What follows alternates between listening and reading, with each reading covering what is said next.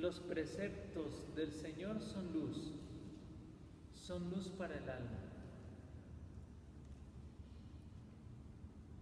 Quien frecuente y asiduamente se acerca a la Escritura, comienza a experimentar progresivamente la transformación interior. Hay un libro que se llama Relatos de un peregrino ruso, y en ese texto se cuenta que un hombre que había vivido en el vicio del alcoholismo, sumergido en ese vicio durante muchos años, comenzó a frecuentar la meditación de la palabra de Dios, y en un mes comenzó a desarraigarse tan íntimamente ese vicio, comenzó a liberarse, a purificarse, que su alma comenzó a sentir la necesidad de Dios y por tanto de la práctica de la virtud.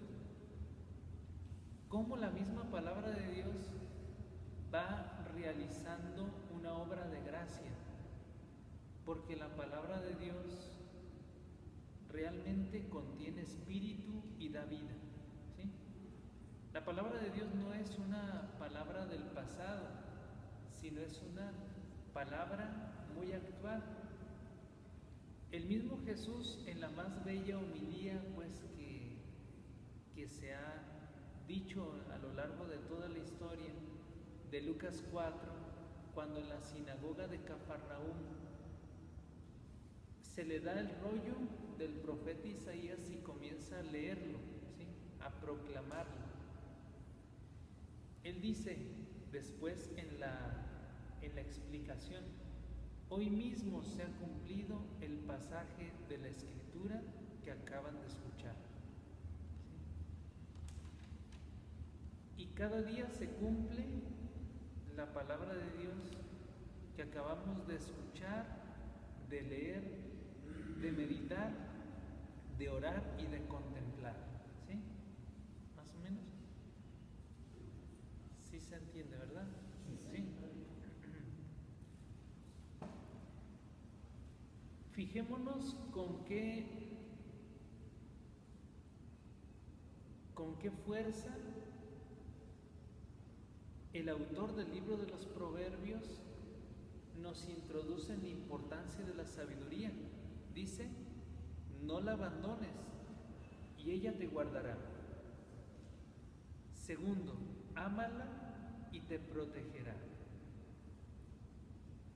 Ya decíamos que a quién podríamos nosotros aplicarle el término sabiduría. ¿A quién? A Jesucristo. Jesucristo, sabiduría. ¿Sí? Por eso cuando nosotros queremos como introducirnos al corazón de la sabiduría, ¿con quién nos encontramos? Con Cristo. Pero adquirir sabiduría no es fácil, porque Dios primero prueba tu alma grandemente para ver si eres digno de la sabiduría. Primero te pone pruebas, y después de que has, podríamos decir, soportado y superado esas pruebas con la ayuda de la gracia, Dios te va concediendo en pequeñas dosis su sabiduría. Hay un autor del siglo XIII que se llama Enrique Susón, ¿sí? ¿Sí, más o menos? Y a él se le llama el siervo de la sabiduría. De hecho, él escribió un libro que así se titula: El siervo de la sabiduría. Él, con todo su corazón, estando en oración, le pidió la sabiduría. Pero ¿cuál va siendo su sorpresa? Que no había pasado mucho tiempo de que le había pedido él la sabiduría a Dios, cuando empezó a ser probado duramente. Y entonces como que dijo, ay, pues, como que dijo mi mamá que siempre no, ¿verdad? ¿Por qué? Porque fue sometido a pruebas muy duras. Pero eso mismo lo dice la Escritura. Si nosotros vamos a el libro del Eclesiástico, ¿sí?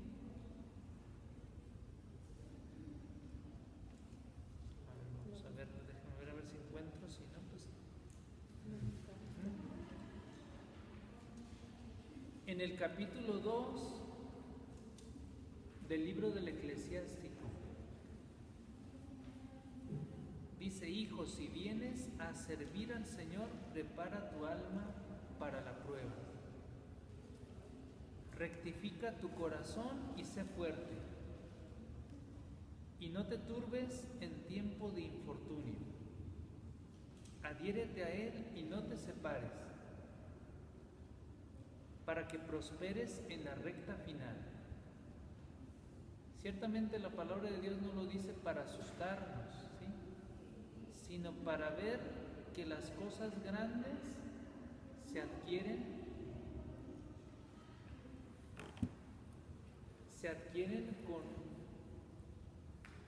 con mucho esfuerzo, ¿sí? Las cosas verdaderamente valiosas se adquieren con un gran esfuerzo del espíritu. ¿Sí, más o menos? Bien. ¿Hasta aquí vamos bien? Sí. Y continúa el relato de este pasaje. Dice: acepta todo cuanto te suceda, acéptalo. Sé constante en las vicisitudes de tu humillación, porque en el fuego se prueba el oro, y los hombres gratos a Dios en el crisol de la humillación. Si nosotros revisamos la vida de todos los santos, han pasado por pruebas dificilísimas, ¿sí? ¿Sí conocen la vida de algún santo?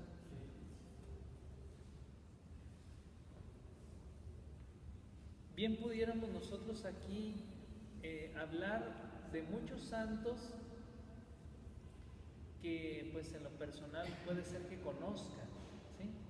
Y que, porque prácticamente todos los santos pasaron por estas dificultades, ¿sí? Porque es en la tentación, es en la prueba donde el alma adquiere experiencia y pericia en las cosas del espíritu, ¿sí? Y una gran sabiduría, una profunda prudencia, ¿sí?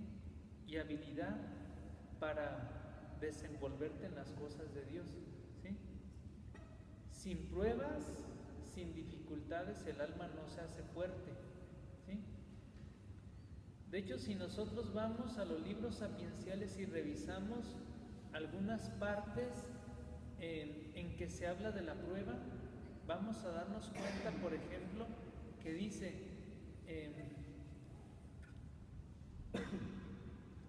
si en el momento difícil, dice, te echas para atrás, dice, escasa es tu fuerza. Es uno de los proverbios que ahí encontramos, ¿sí? O sea, siempre hay que ir hacia adelante, y esa fuerza te la da Dios a través de su palabra, por medio de la Eucaristía también, y por medio de las penitencias, ¿sí? Moderadas, claro. Por ejemplo, el ayuno, ¿sí? Los pequeños sacrificios que puedas realizar, las mortificaciones interiores, todo eso te va como preparando para que en el momento de la prueba puedas vivirla a intensidad y en gran confianza en Dios, ¿sí? ¿Más o menos? ¿Va quedando claro? Eclesiástico 2. Sí.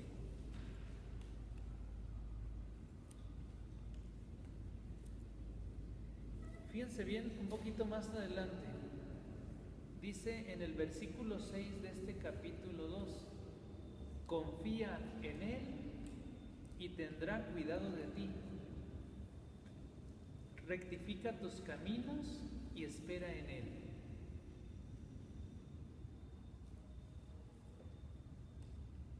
¿Sí? ¿Más o menos? Por lo pronto así. Ahora vamos al capítulo 4 del libro del Eclesiástico.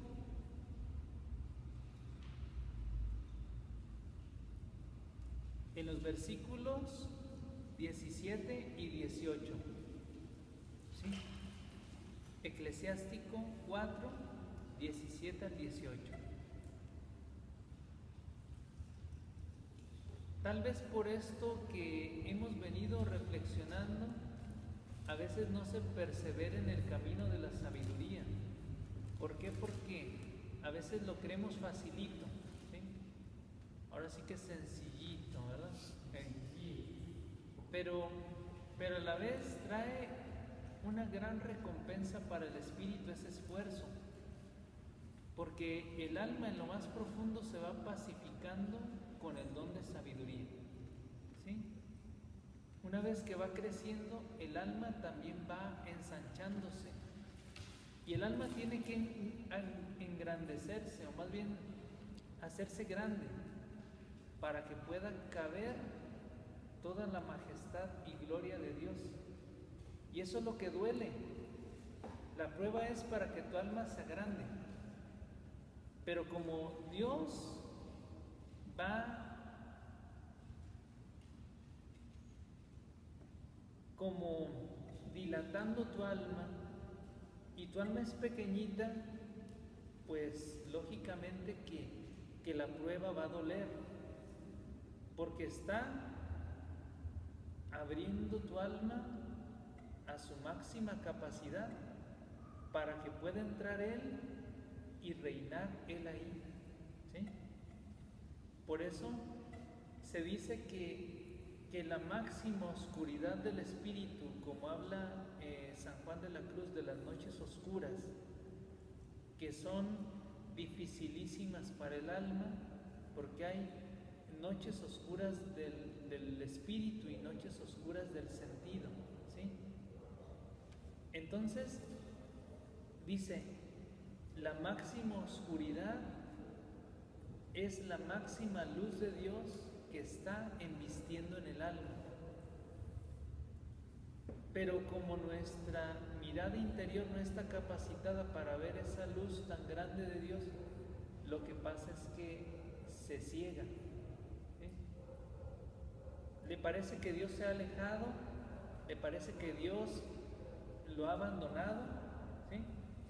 Pero en el fondo no es más que esa luz tan intensa de Dios que se une al alma y que eleva al alma a una unión cada vez más honda con Dios, ¿sí? No sé si me doy a entender, ¿sí? San Juan de la Cruz presenta esta realidad con la imagen del murciélago, que su capacidad visual es tan fina que no puede mirar la luz porque lo ciega, ¿sí? Así también, así como el murciélago, que es muy sensible a la luz, también nuestro espíritu, que está acostumbrado a vivir en lo terreno, en lo mundano, en lo bajo, de repente cuando es elevado a lo grande, a la luz, de repente se siente sumergido en las tinieblas, ¿sí? Por eso San Juan de la Cruz, cuando habla de la noche oscura, dice que esta noche tan oscura, tan intensa, transforma al alma en el amado. Dice, amada en el amado transformada, ¿sí? Es lo que decíamos precisamente de lo que le sucedió a San Pablo. San Pablo fue embestido por esa luz y ¿qué le sucedió? Quedó ciego, ciego en el cuerpo y ciego en el alma. Estaba desconcertado, no sabía ni qué. Eso pudiéramos nosotros entenderlo como esa revelación tan grande que Dios le quiso hacer a San Pablo, ¿sí? Porque fue tanta la luz, tan intensa, que él quedó en oscuridad, ¿sí? ¿Más o menos? ¿Queda claro? ¿Vamos bien? Está caramba eso. ¿Sí? Y estos versículos dicen lo siguiente. Fíjense el fruto de la prueba. Dice: al comienzo le llevará por caminos tortuosos. ¿Cuáles son los caminos tortuosos? Como difíciles, pedregosos, ¿sí? Casi intransitables, porque pues es muy difícil caminar o avanzar. Dice: al comienzo le llevará por caminos tortuosos. Traerá sobre él temor y temblor. No, ahorita no, porque si no van a seguir tocando. Sí, no. Sí. Padre, y no se puede quedar como emparejadito, ¿no? Sí, bueno, igual se pudiera emparejadito. Más que a veces de repente como hay mucha distracción ahí afuera, se escucha mucho ruido y eso como que nos ayuda un poquito. Yo pienso que sí se podría quedar emparejadito, pero ¿dónde está el compromiso? Sí, la puntualidad, ¿verdad? Entonces, mi opinión es de que se cierre a una hora, de que llegó, estamos comprometidos. Sí, igual al final nos ponemos de acuerdo, ¿verdad? El horario, ¿verdad? Bueno, sí. Bueno, entonces seguimos. Nomás el problema es en qué me quedo. Sí. Sí andábamos en esto, ¿verdad? Vamos a seguir. Sí. Bien. Y continúa. Traerá sobre él temor y temblor. Lo atormentará con su disciplina hasta que tenga confianza en su alma y lo ponga a prueba con sus preceptos, mas luego le guiará por caminos rectos, le colmará de gozo y le revelará sus decretos. ¿Sí? ¿Más o menos? Fijémonos bien qué profundidad revela la Escritura. Al comienzo te va a llevar por caminos muy difíciles, pero ¿cuál va a ser la finalidad de estas dificultades? Va a ser que en tu alma vaya creciendo la confianza y el abandono en Dios. En el momento en que te enseñas a abandonarte en Dios, todo disminuye, ¿sí? Todo disminuye, porque ya sabes que si todo proviene de la mano de Dios y Él lo permite, es para tu bien. Y aunque duela, si te dejas en las manos de Dios, todo pierde fuerza. Solamente el único que tiene fuerza en ti es Dios. ¿Sí? El Padre Pío duró 50 años crucificado con Cristo. Y él vivía al día a día. Porque él decía, si yo me pongo a mirar todo lo que vendrá, todas las dificultades que tendré que pasar y soportar, dice, caigo en el desaliento y en el desánimo. Y este mismo pensamiento lo tuvo Santa Teresita del Niño Jesús. Dice, yo día a día le digo sí a Cristo. No para mañana el sí, no para pasado mañana o para un año, sino le digo hoy que sí y vivo tan entregada, ¿verdad? Lo dice Santa Teresita, vivo tan entregada a Él que solamente me preocupa agradarlo a Él. Esa es la fuerza espiritual que unifica, ¿sí? ¿Más o menos?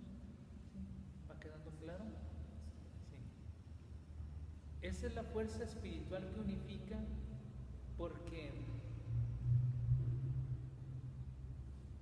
toda tu energía se centra en un solo punto. Cuando tus energías están desperdigadas, dispersas, el espíritu va debilitándose.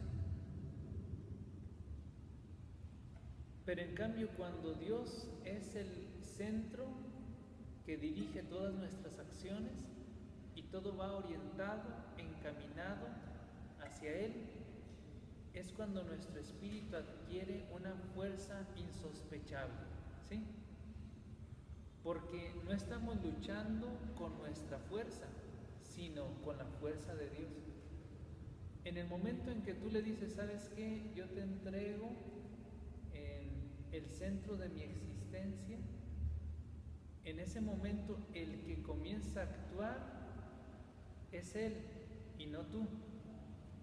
Porque sabemos por experiencia que si nosotros actuamos, vamos a actuar equivocadamente, débilmente, vamos a caer fácilmente. Pero si Él es el que actúa, se garantiza el fruto mejor, ¿sí? ¿Más o menos? ¿Sí va quedando claro? Por eso San Pablo también, ahí en 1 de Corintios 15, 10, dice, por la gracia de Dios soy lo que soy. Y la gracia de Dios no ha sido estéril en mí. ¿Sí? ¿Cuánta gracia hemos recibido de Dios desde el momento de nuestro bautismo? Es mucha la gracia que hemos recibido.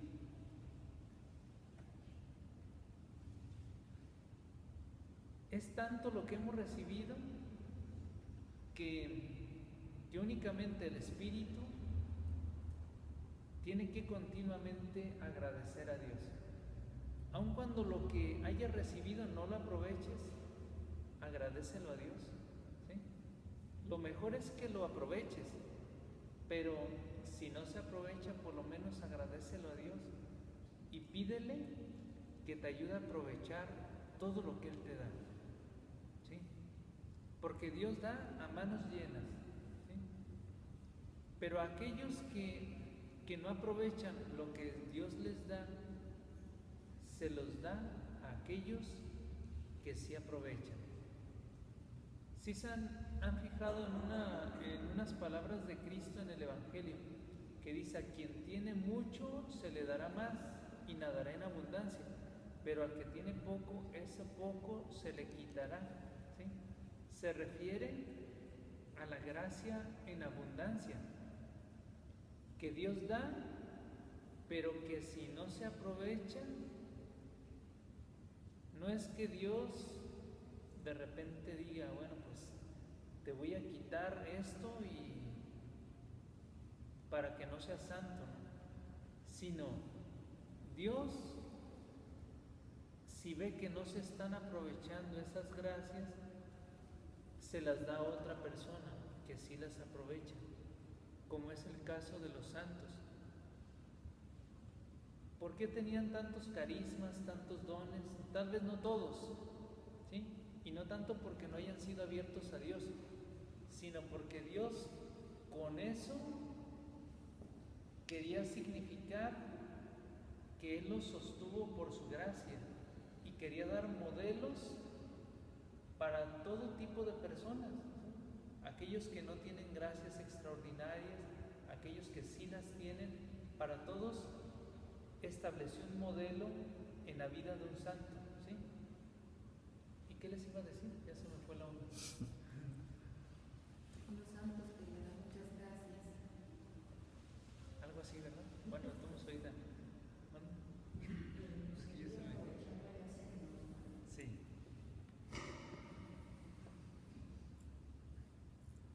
Por ejemplo, hay santos que recibieron muchos carismas y hay otros que no recibieron carismas extraordinarios. Santa Teresita, gracia ordinaria que se transformó en extraordinaria porque hacía extraordinariamente lo ordinario. Pero no es que haya recibido una gracia extraordinaria, como es el caso de San Francisco de Asís o de el santo del que hemos estado hablando hoy, Padre Pío. Recibió muchos carismas. El primero de ellos fueron las llagas de Cristo. El segundo, el don de leer las conciencias. Tercero, la levitación. ¿Sí? Y así pudiéramos enunciar muchos carismas que él recibió como don para los demás. El don de la bilocación, estar en dos lugares al mismo tiempo. ¿Sí? En cierta ocasión, cuando iban a bombardear el poblado en que estaba el Padre Pío, Dios le concedió la gracia de que en ese don de bilocación que él tenía pudiera volar y ponerse delante de aquellos de los aviones que iban a bombardear ese lugar. Y entonces les dijo que no lo hicieran. Pues aquellos impactados, pues ahora sí que casi se venían abajo con todo y todo, ¿no? Del susto. ¿Sí? ¿Sí, más o menos? Bueno, aquí hacemos una pausa, ya son las 9.